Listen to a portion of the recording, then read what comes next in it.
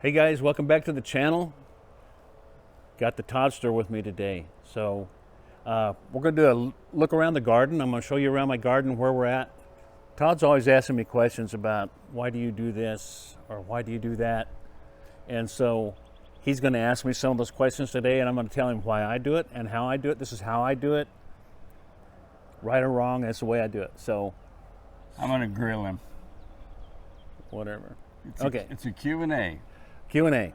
of the Sock Monkey's garden. All right. So I guess we'll start by, we'll just turn around and show you what I got going on right now. My first question is, my friend, Sock Monkey, why do you do this? I mean, we have a grocery store that's just full of fresh vegetables, and yet you go to all the trouble and a lot of work. Obviously, a lot of work went in here. What motivates you to do this?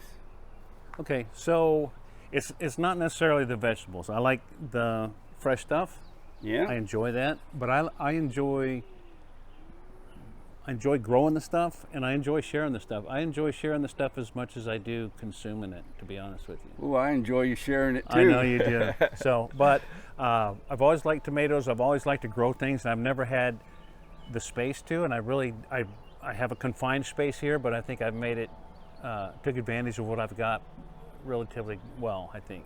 Oh, it's amazing what you grow in the small backyard, and it's just impressive. So I kind of went hog wild on the tomatoes this year, and I mentioned in another video earlier, I'm going to chill that out next year. But I do, for this year, it is what it is. It's basically tomatoes and peppers. I've got a few other things. So I got the herb garden over here. That's just a cat mint right there. That's to draw pollinators in and stuff. Oh, you want bees, so you put out some things that bees like. Yeah, bees, butterflies, as long as they're not Smart. the white moths and stuff. So what's the deal with this? I noticed a lot on YouTube videos, a lot of gardeners, nice gardens and stuff, but you have here and over there, you have those canopy things. So what's the deal with that? That's shade cloth, and that is like a 40%, I think it is. Obviously more where it's doubled over, but it gets so hot back here, and not right now it's not, but here within the next week or two, it just gets so hot and it gets still back here and just bakes these guys. So I give them some shade relief. They have. You're still getting the benefit of the sunshine. I am. But they don't get burned up. Right. I get it. Some of them stay out here in the open, but it gives them. And on this side over here, so I've got two squash plants and a zucchini going in this over here. And if they get that afternoon sun up against this fence, they can't handle it. So. I've questioned you in years past about planting that stuff so far apart. Yeah. But then later on, and I see, and they're like in full, whatever you want to call it, they're big. And then I kind of understand. Right. Because they're butting up against each other by the time it's all done. Right. They'll spread a lot. So, got to give them room to grow, right? Yeah, you do. And same with the tomatoes. When I first put these in, they looked like they were really spaced a long ways apart, but to keep airflow through them and stuff, got to have the space. I'm already getting tomatoes on these guys. Most everything has sets. You see this cherry tomatoes, I've got those coming in. Oh, it's already starting to bud where it's going to bear fruit. Yeah, they've already flowered. Wow. And there's actually little fruits on those on the bottom down there. So. And what are we? We're early in the third week of April. Yep. And you grew I remember when these were just little bitty tots. You grew these from seed. All of them came from seed, yeah. If anybody wanted to look back at his videos when these first sprouted up out of the ground, it wasn't that long ago. I got a question. What? Those boards on the side of these beds, yes. Those 8 bys? So on the bottom are 2x6 and the top ones are 2x8s. That's 2x6 on that one. So it's 14 inches. Mm-hmm. And underneath here, I mean, you told me is clay. Yep. Right, and that's not good soil for growing. So the depth of this, only 14 inches of soil, that's enough for the roots for these. And I know those tomatoes, they get huge.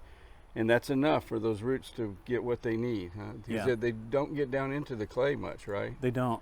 It's really, they'll get down in there a little bit, but not much. The tomatoes will stay within that. They'll spread out a little bit. Yeah, it's amazing that shallow a depth of good soil is still enough to grow vegetables. And I see people grow vegetables on their balcony of their apartment in pots. Yeah.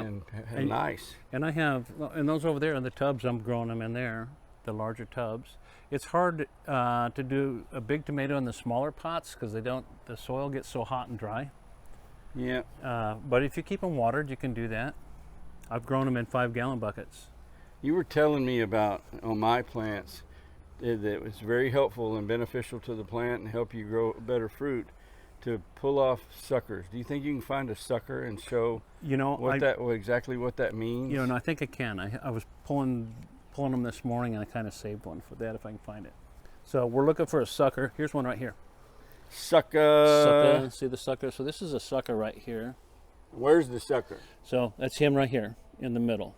Oh, I see. It's like not the main stem. It's right. kind of like off to the side a little bit. Yeah, it grows in the crocks. And you just ripped it off of there. I did. Like a Band-Aid. Just pinch it off.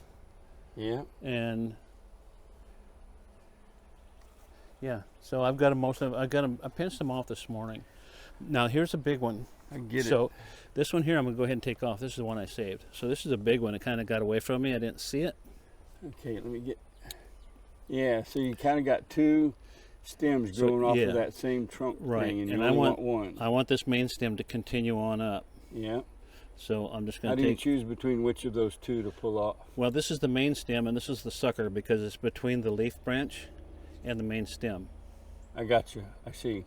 So this one is coming off the main, and this one is kind of coming. Yeah, this is coming in the out, Y. coming out in the Y of the leaf branch and the main stem. So I'll just pinch that off, and she's gone. Now that sucker's gone. The sucker is gone. So when we get right on the top, they're kind of hard. This is the top part, so I don't mess with it. That was an accident there. I don't mess with this until it decides what's going to be the main stem, and then when the sucker is there, I'll pinch it off. Very good. So, all right. Thank you. You're welcome. I see you got some pots here with nothing planted in them yet. What's the plans for that? Okay, so they will have flowers in them. I got to get another matching pot for over there, but like these here. I know that rooster. Yes, you do. I've seen him before. Yeah, we're talking. What's his name? I don't know, the one side's Cogburn. I forgot what I was going to call him. Anyway, You asked me about these pots, and then you ricocheted on me. Okay. Sorry about that. So I see you've already got some flowers in some of your pots. So I have the flowers in these, and then what I do is I run a line off of them, so I don't have to water them all the time. That comes off the same line that's watering the tomato plants, and I run one up and into the flower pot here. So. Ah, got you. Yeah. Oh, so you don't have to walk around with a sprayer, right, and water all this stuff and spend an hour and a half doing it. Do you have just a valve you turn on and you're watering all over the place? Well, I have a watering system I put in, so I have 6 different zones. So these two separate beds, loops that you can turn on and off independently. Yes. So these first 2 are one. This here in front of here and along the back is another one. Number 3 is that far side and those pots over there. Number 4 is from the blue pot, the rest of the way that way, on over that direction. And then number 6 comes through the greenhouse, comes up and takes care of this pepper tray and that one over there. Sock Monkey, I was checking out your grill here and it's plastic. So yeah. What the heck is that? Oh, and it rocks. Yeah, so that's my composter. And you want to go ahead and open it up? I will. All right. Stand back, everybody. There you go. Woo! Oh, it don't stink. It doesn't smells smell good, at all. actually. It smells really good. Good soil I smell. see some banana peel. Yeah. So we just bring table scrap. Well, I say table scraps. We use we bring vegetable scraps out. I don't put any meat scraps or anything with seeds in there. Pretty much everything else can go in there. You know what that looks like? Compost. It looks like fertile. It is very fertile. It's got a lot of minerals in it. We put our coffee grounds in there, so it's got a lot of nitrogens in it. It has a fertile appearance. And it does. And so once that gets done, which I could probably shake that out at any time. I've got a shaker that I made. Oh, you can you roll this around. Yeah, right? you roll it.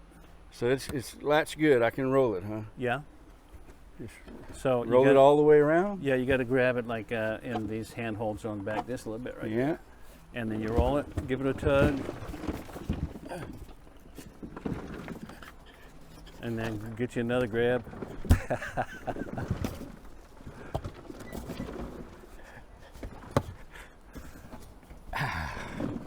There we go. There you go. So you give it. I stirred the fertility. You did. So, and then when I get that mixed up, then I put it in 5-gallon tubs. So that's kind of the end product there, almost pelletized. So, and then spread that in the garden. Tomatoes love that. They do. And the squashes and the cucumbers and every stuff. Everything loves that. So. Yep. All right. Well, thanks for the tour and answering some questions, Sock Monkey. Looks like things are coming along very nicely. They are, and they're coming along good. I got some art this weekend when I was with you. I got these stepstones. We went to an estate sale. We did, and I picked that up, and this up just adds to the garden, having that kind of stuff out here. Got that one, and then I got the two chickens, or the chicken and the bells over here.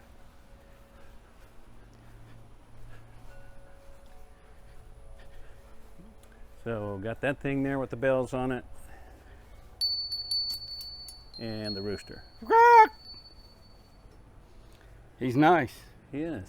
He's rustic. He is. He's an experienced rooster. He is. But there's something about him. He's cool. He just, yeah, it fit real well on those. When I was looking at him over there, I was trying to think of where I would put him. Yeah, and a name. Somebody might be able to suggest a great name, but he already has a chicken named Cogburn, so it can't be Cogburn. It's got to be something other than that. And I actually had a name for this, but it passed. So I need some help. Let's. You know what? Yeah, people can put it in the comments. But Yeah. It just occurred to me, you bought art, and I bought an artist. Charlie Pride.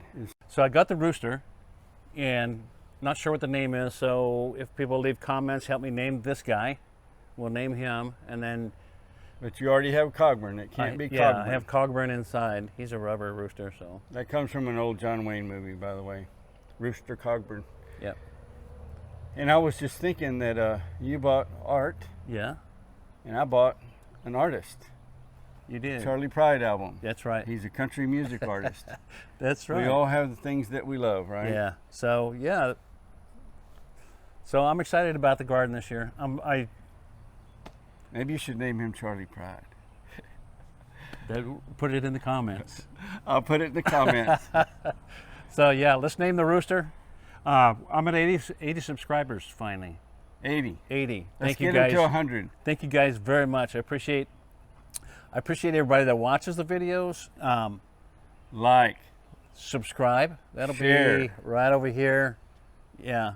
And comment. Actually, let me get this out a little further. There we go. Because there'll be a video up over there. So, all that good stuff. See ya.